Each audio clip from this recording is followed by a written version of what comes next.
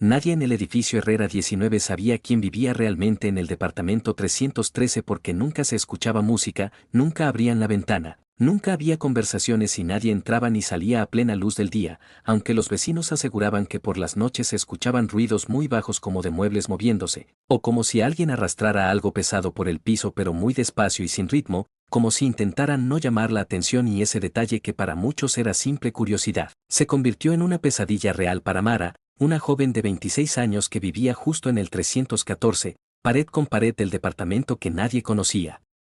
Mara trabajaba doble turno en una tienda de conveniencia y llegaba siempre tarde agotada, así que al principio no le dio importancia a los sonidos que venían del otro lado de su pared porque estaba demasiado cansada como para pensar en vecinos extraños, pero un día recibió una nota debajo de su puerta, escrita a mano, que decía: "Tu llave hace un ruido muy lindo cuando abres la puerta", y ella pensó que era una broma pesada de algún vecino aburrido, pero lo que le heló la sangre fue que la nota mencionaba el horario exacto en el que ella solía llegar y el tipo de bolso que llevaba y la ropa de ese día, lo que significaba que alguien la estaba viendo, y no desde lejos sino desde muy cerca, quizá incluso desde el propio pasillo, o desde un ángulo que ella no podía detectar. Esa misma noche al llegar del trabajo sintió que el pasillo estaba demasiado silencioso, más de lo normal, y mientras se acercaba a su departamento notó un ligero temblor en la luz del techo como si hubiera un pequeño corte de energía, y justo antes de meter la llave en la cerradura escuchó un ruido suave detrás de ella, como una respiración contenida, pero cuando volteó no había nadie, así que entró rápido,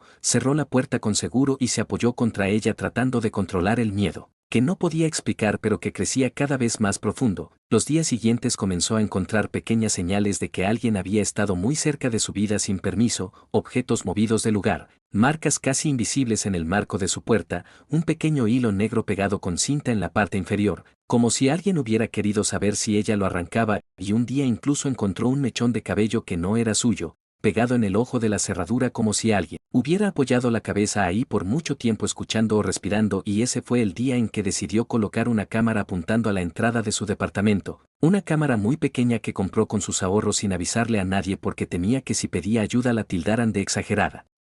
Esa misma madrugada revisó el video después de su turno y lo que vio la dejó paralizada porque a las 3:32 de la mañana apareció un hombre en el cuadro, un sujeto delgado, alto, vestido completamente de negro, con capucha, que se acercó a su puerta sin hacer ruido y se agachó muy lentamente como si estudiara la cerradura, luego sacó algo de su bolsillo, un pequeño estuche metálico, y comenzó a manipular la cerradura durante varios minutos sin abrirla porque la cámara registró que se detenía de vez en cuando para escuchar algo pegando la oreja a la puerta como si quisiera saber si Mara respiraba del otro lado, y después de un largo rato sacó una pequeña bolsa de plástico transparente donde había algo oscuro adentro y la deslizó por completo hacia la esquina inferior de la puerta tratando de que entrara por la pequeña rendija del piso, pero como no logró meterla del todo se la llevó y desapareció, caminando hacia la puerta 313 que se abrió apenas unos centímetros para dejarlo entrar. Mara llevó el video a la policía, pero le dijeron que no era suficiente porque el hombre no había entrado al departamento y los intentos de allanamiento requerían evidencia más sólida.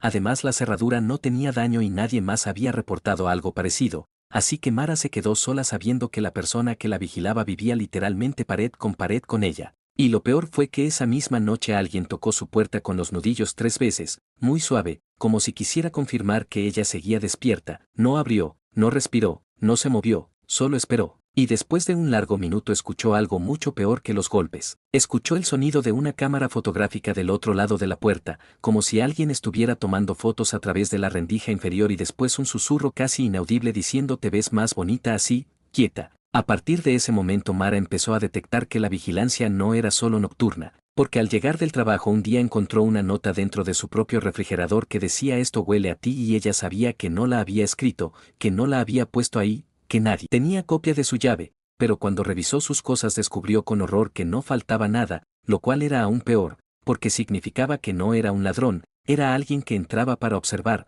tocar, memorizar y salir sin dejar evidencia, y la impotencia la llevó a cambiar la cerradura por una electrónica, aunque eso no detuvo a la persona del 313 porque 2 días después la pantalla digital amaneció con un mensaje que decía clave incorrecta 5 veces, lo que significaba que alguien había intentado entrar muchas veces mientras ella dormía. Una noche, desesperada, Mara fingió irse al trabajo y se escondió dentro de su propio departamento esperando ver si el intruso intentaba entrar. Después de 2 largas horas donde el silencio parecía un veneno, escuchó la cerradura haciendo un clic suave, luego otro, Como si alguien conociera perfectamente los mecanismos internos, y cuando la puerta se abrió unos centímetros ella vio un ojo mirando adentro, un ojo muy abierto, que recorrió su sala con la calma de alguien que ha entrado muchas veces antes. Cuando el hombre entró por completo ella lo reconoció porque era el mismo de la cámara, delgado, pálido, sin expresión, con las manos enguantadas. Se dirigió directamente a su habitación como si supiera que ella dormía allí siempre a esa hora. Mara lo dejó avanzar unos pasos y luego corrió hacia la puerta para salir y pedir ayuda, pero él reaccionó demasiado rápido y la empujó contra el suelo tapándole la boca, con una fuerza inesperada, mientras le decía en voz baja que no gritara,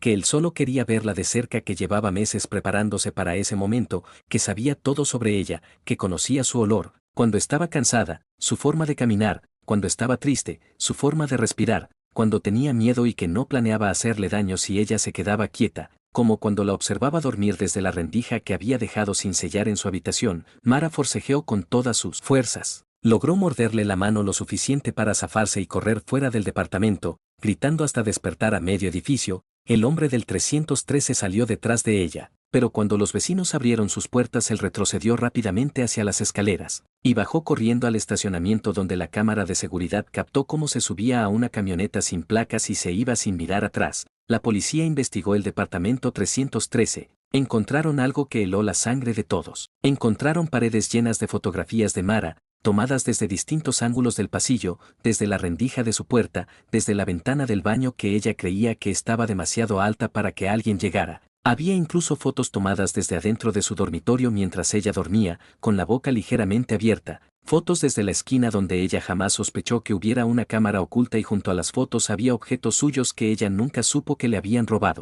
Ropa interior, notas que ella había tirado a la basura, una botella de agua con la que siempre salía al trabajo y un pequeño frasco con cabellos suyos que él había ido recolectando de su cepillo. También encontraron un cuaderno lleno de detalles minuciosos sobre su rutina, así como un plan escrito donde especificaba la fecha exacta en la que pensaba llevársela, describiendo cómo pensaba sedarla, dónde pensaba esconderla y qué iba a hacer con ella durante los primeros 3 días de retención, con instrucciones frías, organizadas y aterradoras sobre cómo evitar dejar rastros y cómo desaparecerla rápidamente si las cosas salían mal. El hombre jamás fue capturado, aunque su rostro quedó grabado en las cámaras del edificio, en las de la calle y en la de la tienda donde compraba herramientas, y eso es parte del terror porque su cara no es la de un monstruo sino la de un hombre común como cualquiera que podrías cruzarte en el metro, en la tienda, en la calle. Un rostro que no despierta sospechas, un rostro que se confunde en la multitud, y eso significa que incluso hoy Mara podría verlo cualquier día sin reconocerlo porque él siempre la miraba más de lo que ella lo vio a él. Mara se mudó, trató de convencerse de que lo había dejado atrás, pero 2 semanas después encontró pegado bajo el timbre de su nueva puerta un papel escrito con marcador grueso, solo una frase: llegaste tarde. Ya entré. No había firma, no había símbolo, solo esas 3 palabras que le borraron la sangre del cuerpo. Lo peor fue que la cinta estaba recién puesta, aún tenía olor a pegamento. Él no la estaba vigilando desde lejos. Él había estado a centímetros de su cara mientras ella dormía. Esa misma noche, mientras intentaba mantener todas las luces encendidas, sonó un golpe seco en la ventana del balcón. Esta vez no fue una señal suave, fue tan fuerte que el vidrio vibró.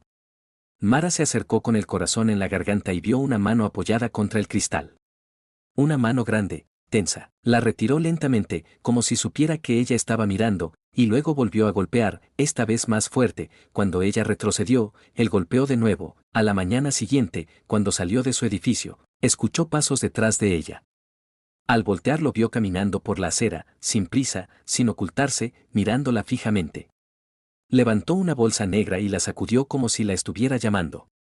Mara comenzó a correr, pero él la siguió a ritmo normal, como si supiera que la alcanzaría en cualquier momento. Caminó detrás de ella con una seguridad que la desarmó por completo. Cuando llegó a la avenida principal y se mezcló entre la gente, él simplemente desapareció. Esa tarde encontró su departamento abierto. La puerta estaba entreabierta, no forzada, solo mal cerrada, como si él hubiera entrado y salido sin preocuparse por disimular. Adentro no faltaba nada, excepto una cosa: su almohada. Y sobre la cama había quedado una nota corta, escrita con la misma letra irregular: la usé. No había dónde esconderse. Él estaba entrando cuando quería. A la siguiente noche, cuando ella fue al baño, la luz se apagó. En el instante siguiente sintió un golpe en la espalda que la lanzó contra el lavabo. Al girarse, lo vio: era él bloqueando la única salida. La sostuvo del brazo tan fuerte que sintió el hueso crujir. La empujó hacia el suelo sin decir una sola palabra. Se arrodilló encima de ella, inmovilizándola con el peso del cuerpo. La sujetó del rostro con una mano enorme, presionando hasta que ella empezó a ver puntos negros, como si quisiera desmayarla por completo. Mara pataleó desesperada, buscando aire, pero él solo la observaba. Ni siquiera parecía enojado. Parecía satisfecho. Antes de que perdiera la conciencia, él soltó su rostro y acercó su boca a su oído. Ya sé cómo respiras cuando tienes miedo. Ahora quiero saber cómo respiras cuando no puedes moverte. Y se quedó allí, quieto, solo presionándola, disfrutando de su intento inútil por liberarse. Cuando escuchó a un vecino cerrar la puerta de su casa al otro lado del pasillo, él se levantó y salió caminando del baño como si nada, dejando la puerta abierta, dejándola tirada en el piso con el brazo temblando y la piel marcada por sus dedos. No pasó ni un día antes de que él volviera, ella instaló un seguro adicional en la puerta, pero esa misma noche se despertó con el sonido, Dao seguro cayendo al suelo. Él lo había arrancado desde afuera. No había forzado la puerta, simplemente la había destrabado con una herramienta. Cuando la hoja de la puerta se abrió, él entró con una tranquilidad escalofriante. Mara corrió hacia la sala para agarrar algo con que defenderse, pero él la alcanzó por el cabello y la arrastró hasta la cocina. No le gritó, no le reclamó nada, solo la levantó de la ropa y la dejó caer contra la mesa, haciéndole golpear la mandíbula. Mara cayó de costado, aturdida, pero él volvió a agarrarla del cabello y la arrastró hacia la pared. La estrelló contra el piso sin dudarlo, como si estuviera decidido a que no pudiera levantarse. Ella intentó cubrirse la cara, pero él le pateó el brazo con tanta fuerza que sintió un crujido seco. El dolor fue tan intenso que por un segundo dejó de respirar.